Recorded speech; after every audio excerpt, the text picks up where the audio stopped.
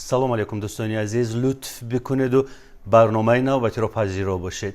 مهمون امروزه برنامه ما نفری هست که سالیان سال هنرمندان را معرفی کرد، صمیمانه درباره هنرشان حرف‌های بلند زد، درباره روزگارشان قصه های جالب کرد و همیشه این شخصیت را من ستاره ساز می نامم. یعنی چطور ستاره ساز؟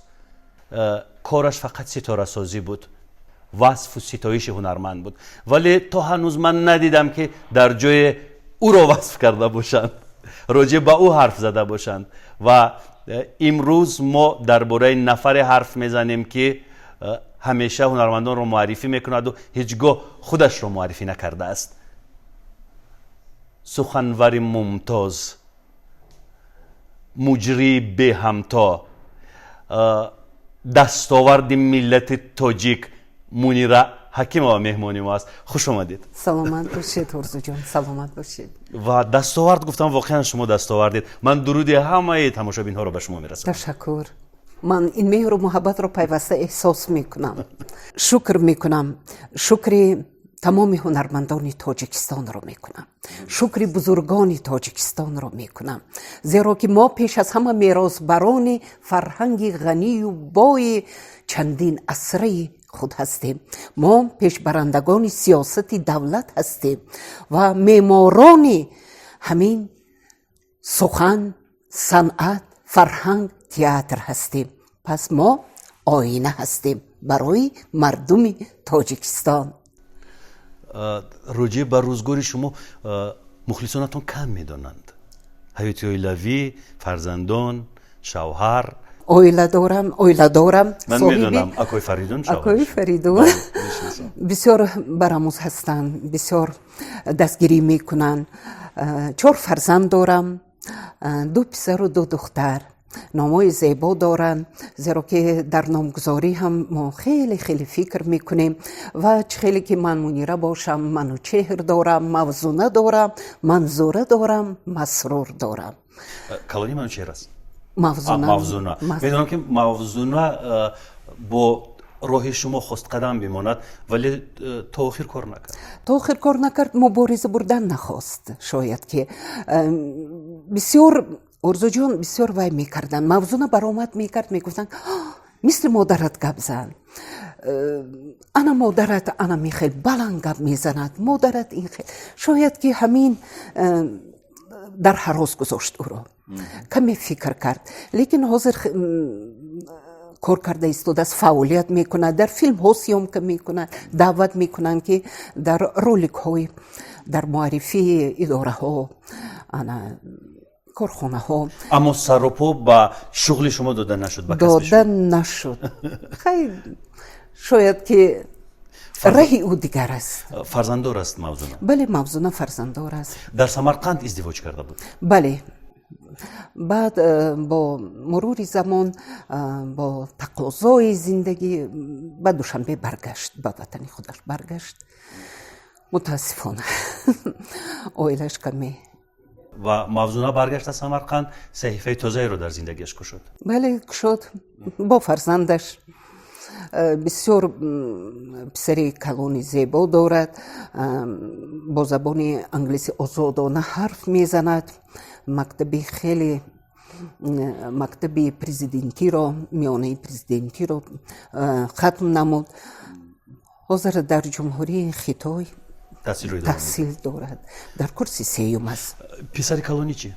پسر کلانی مکتب بین المللی را تمام کرده بود، زبانی خیلی انگلیسی را پیش برد، دوست داشت، زندگی خود را پیش برده ایستاده است. اویله دار، صاحب فرزند؟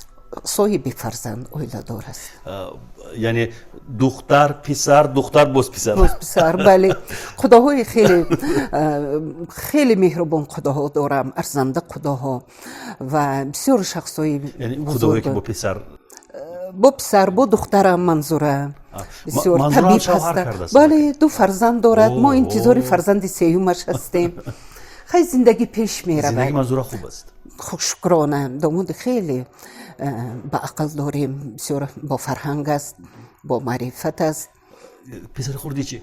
پسر خردی نوکک اویلدار شد، صاحب پسر شد، نامش را مبارز مانده. مبارز نام باشد، در زیبا. زندگی مبارز باشد. این نام رو شما موندید؟ بله من انتخاب کردم. نامی نبیره رو شما موندید همش؟ نه همش را نه. ما امکانیت دادیم بی که ها و خداها بی ها هم در این نامگذاری هم فعال باشند، یعنی که با مصلحت. شریک باشند با مصلحت. خیلی با خوب. مصلحت. بابای فریدون چه حال دارن؟ حال بهترین دارن، فعالیت دارن. با نبیره ها؟ با نبیره ها خیلی در کار هم. اون کس چنین شخصی بزرگ هستند که فقط در کار باید باشند، بله. فعال باشند. و نگفته نماند که فریدون شوهر بانو منیره راهبر جمعیت چرنوبیلچیان تاجیکستان است به نظرم. بله کاری جمعیتی است. کار جمعیتی است و همیشه با مردم است، همیشه در بین مردم است، با اون افرادی هست که اعضای این جمعیت چرنوبیلچیان و همیشه پای برگزار کردن این یا اون چه را بینی است در تکاپو و دوده است. همیشه بله. میبینم آنچنانی که همسرشان منیره نیست همین گونه همیشه در تلاش زندگی، در تکاپو و در جستجو. واقعا شما زیب یک دیگرید. سلامت باشید. ما هم دیگر رو دستگیری میکنیم، پر میکنیم، کمبودیوی هم دیگر رو پر میکنیم. اکنون من میخواستم راجع به هنر حرف بزنیم. این صدا از خردسالی بود یا اینکه شما بعد حس کردید، بعد درک کردید که صاحب یک صدای طلاییید؟ ارزو جون شاید که پیش از همه شکر خداوند که من چنین پدر و مادری بزرگ دارم، روحشون شاد باد. مرا دستگیری کردن. پدرم در ساحه کینو فعالیت داشتن، کینو داکومنتالیست بودن. در سالهای دشوار با این کامراهایی که حاضر هست آسان سبوک است. نه وای کامراهای وزبین کتی گران کتی در بنیاد همین کشادن وحش. بله ماگیسترال در این کوههای بلند. پدرم همیشه با این کامرا بودن که داکومنتالیست، کارمند خیلی شایسته تاجیکستان. مادر چی؟ مادرم در پیوست فیلم ها منتشر بودن. یعنی در کیناستودیا زیاده از 45 یعنی سال هر دوشون سینماگر. بله شاید که همونها سبب شدن که من از 3 سالگی در فیلم زمرد فعالیت کردم. مرا دعوت کردن. مادرم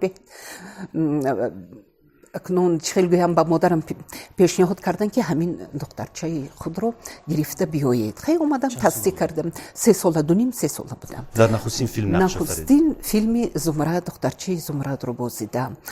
انا بعد رفته در سن 6 سالگی حالا من از باغچه می گرفتن و در ترجمه فیلم ها قطب‌الدین عالمی نخستین رژیسور دوبلاژ بودن. در کیناستودیو کنن جای سفینه بود. حالا در همونجا بعد فیلارمونیا شد. بعد فیلارمونیا شد. بعد سفینه شد. به هر حال فرهنگ از اونجا دور نشد. صنعت دور نشد. از 6 سالگی استول رو میماندن، کرسی رو میماندن و بالاش برآمده من دوبلاژ میکردم. فیلمی تصویری رو نقش کودکان رو. از مکتبم که مکتب درس رو بود میکردم دوان با دوبلاژ میام.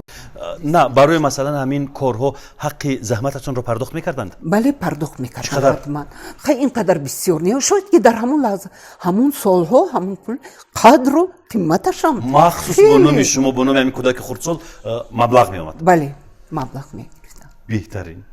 والدین شما از دوشنبه اند یا اینکه از سمرقند و بخارا؟ ریشه ها سمرقند و بخارا. خودم در همینجا تولد شدم. خویش و پیوندان اونجا؟ خیلی اینقدر نمونده از قریب که خویش و پیوندان هستن. شکرانه خیلی رفته میبویم 1 سال 2 سال به یک بار اگر رویم زیارت میرویم. زیارت سمرقند و بخارا جای مقدس رو زیارت کرده میبیاییم. باز قوت میگیریم. اکنون آواز رو، صدا رو کی درک کردید که صدای غیر مقرری است و صدایی هست که با صدای دیگر هم مانند نیست؟ این رو کی فهمیدید شما؟ در مکتب بیشتر در همین چوربینی های مکتبی اشتراک میکردم و همیشه ره بلد میماندن مرا. آوازی مرا بعد خیلی میگفتن که بسیار مردم رو به وجد میآورد. بعد رفته در صنف 8 بودم، مرا به کلوب دوگانه ها دعوت کردن، به تلویزیون تاجیکستان دعوت کردن، در برنامه اشتراک میکردن. بله دعوت کردن. بعد رفته در برنامه موسیقی سپیده بود. میدونم در اداره موسیقی برنامه سپیده بود. صبح می برآمد. بله. مستقیم می برآمد. مستقیم بود. بله. در اونجا فعالیت کردم. ساعت 6 سحر. بله برای من هر یک کارم، برای همه خانم ها به نظرم ساعت 6 سحر خیستن. این خودش علاقه برای خانم ها قبول نزیرو که 2 ساعت اونها باید رویش کنند. شب در روز آمادگی میگیرم. تا حال انامین خوب نمیرم. 1 ساعت یا 2 ساعت سرم رو میماندم، لیکن باز 4 سحر میخیستم، آمادگی میگرفتم. بعد رادیو با نوبت کار میکردیم. در مکتب بزرگی رادیو رو گذاشتم. من از چنگ صحنه غذا میگیرم و فکر میکنم که درونی من پر است، باید که من همین چیز رو. هیچ وقت جدا بودن نمیتوانید از این کسب؟ نه جدا بودن نمیتوانم. اگر با شما پیشنهاد کند که فرض کردیم $1,000,000 و شما از این کسب دست بکشید، $1,000,000 در نزد میلیون ها، 6 میلیون 7 میلیون نفر مردم در چاره‌بینی های مردم، من در زندگی آنها، در شادی و خرسندی مردم من شریک هستم. این سخن نفری هست که عاشق کسبش است. این سخن نفری است که معتاد کسبش است و کسب برایش مثل هوایی که نفس میکشد و استشمام میکند ضرور است. من آمدم که جلوه ناز هنر کنم، با کلک شعله قصه شب مختصر کنم. دود 1000 دیده را دیدن نادیدنی، چشم 1000 چشمه را پر از گوهر کنم. من آمدم که در این مقامی جاه و گاهی خود با سحری تازه جلوه ناز و هنر کنم.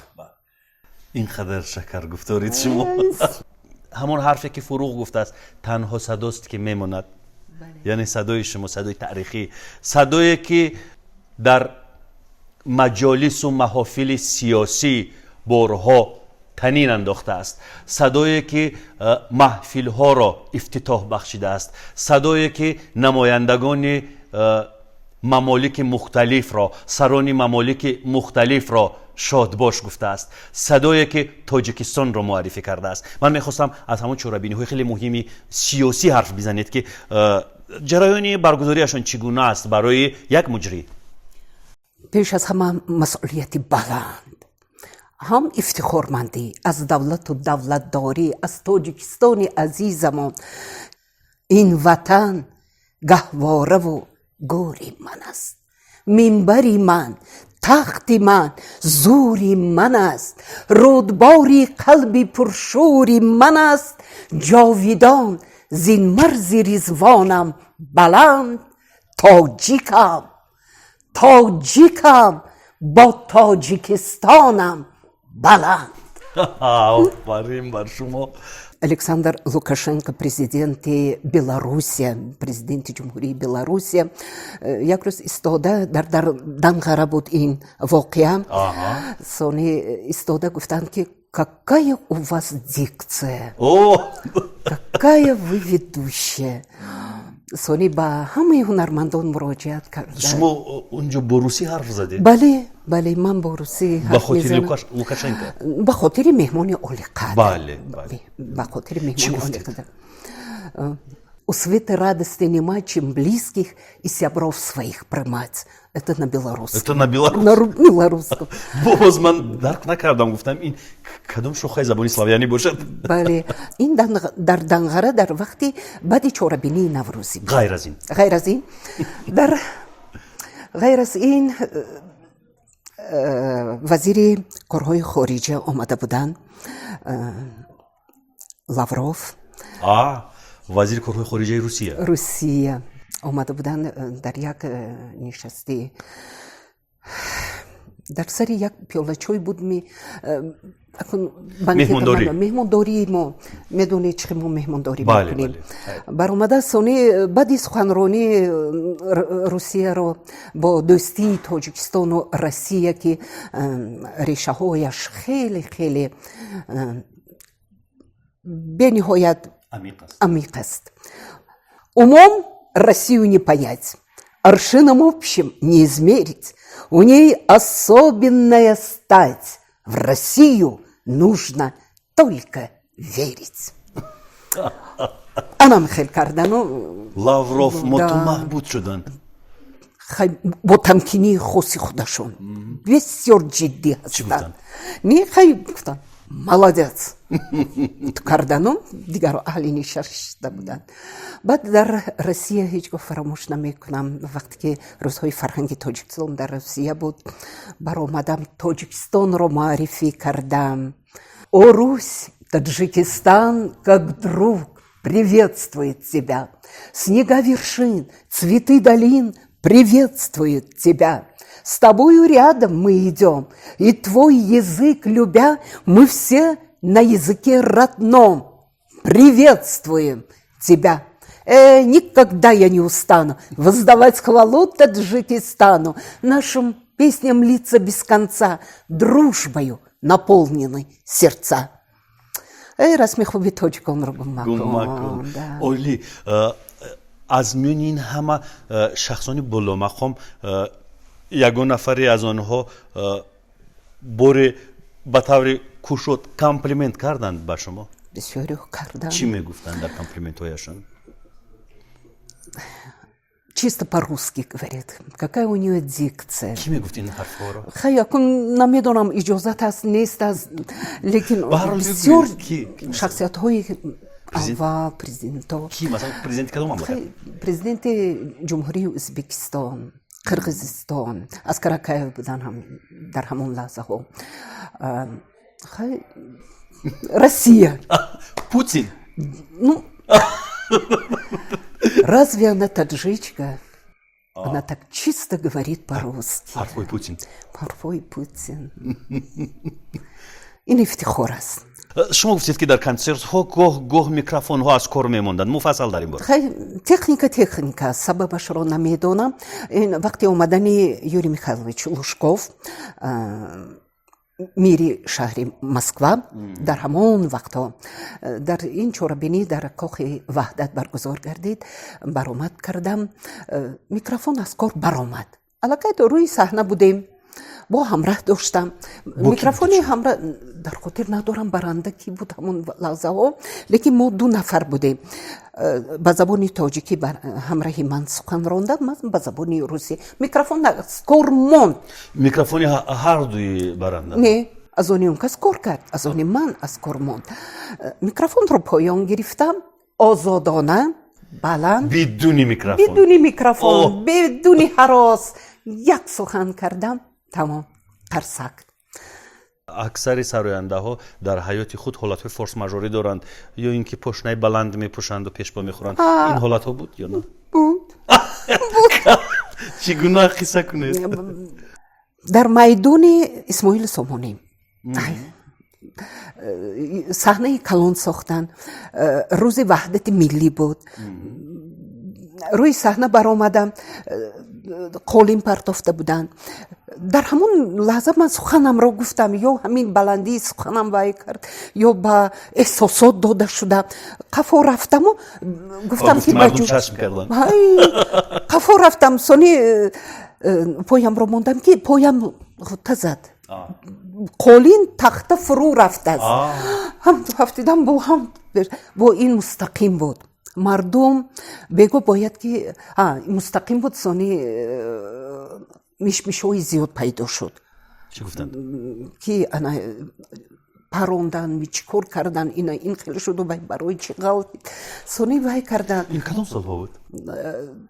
95 سانی گفتن که حتما بگو وای اخبار براید یعنی ببینن که صحت و سلامت است من ذهن مونده مشاهده کردم در شما یک صلابت و یک غرور و یک استواری مشاهده میشد اکنون بیایید با موضوعهای لیریکی میگذاریم مثلا یک شعر عاشقانه زیبا با ایما و اشاره ها من که خود عاشق نژادم دوست دارم که همه عاشق باشن مادر راجع به مادر مادر بیایید راجع به مادر. تو شیر بهترینی من، تو عطری یاسمینی من، تو ماهی نازنینی من، خدای در زمینی من. ایا مادر فدایت من، بمیرم من برای تو، ناید کس به جای تو. همه دنیا نمی ارزد به گردی خاک پای تو. ایا مادر فدایت من معذرت میخوام، من به نزدیک مادرم از دنیا گذشتم. جایشان فردوسی بر این باشد، تربتشان روشن. چند سال قبل طلب شد در فیلمی بهوده خورم میکنی، شما رو برای نقش آفری دعوت کرد و یک نقش بسیار خاطرمون بازیدید شما. آرزو جان، مردم دوست داشتن، باز بهای بلند گرفتن. نیسا خانم پری پیکر گفته. بسیاری ها زنگ می زدن می گفتن وای اپای منیره سینی کلاب نره. برای چی؟ اسهنگ بارانت میکنن، غم دادی دختره. یعنی مردمی که کار تا این حد رفته باشد، این معنی رو دارد که شما از عهده اجرای نقش خیلی خوب بر آمدید. بسیار سوال می دادن که در حیات هم این زن این بانو همین خیلی است. نه تماما دیگر، لیکن باری دیگر اثبات شد که خیلی از این چهارچوبه برندگی برآمدن در کار. بله. در یک کس شاید شدن در کار، بله، اما هنری او را، استعدادی او را هیچ وقت دیر نیست. هیچ بله. وقت دیر نیست. برای دیگر شدن، آپدیت شدن، نو شدن همیشه فرصت هست. این هم به خاطر مردم، به خاطر فرهنگ ما، به خاطر هنر. عموما فعالیت منیره حکیمова، این بانوی خوش سلیقه، این بانوی شکر گفتار، در مجموع شبیه یک مدل است. مدل منیره و این مدل سالیان سال توانست که پای بر جا باقی بماند. از روی این مدل بسیاری ها میخواهند به صحنه ها راه بیابند، به شبکه های تلویزیونی راه بیابند.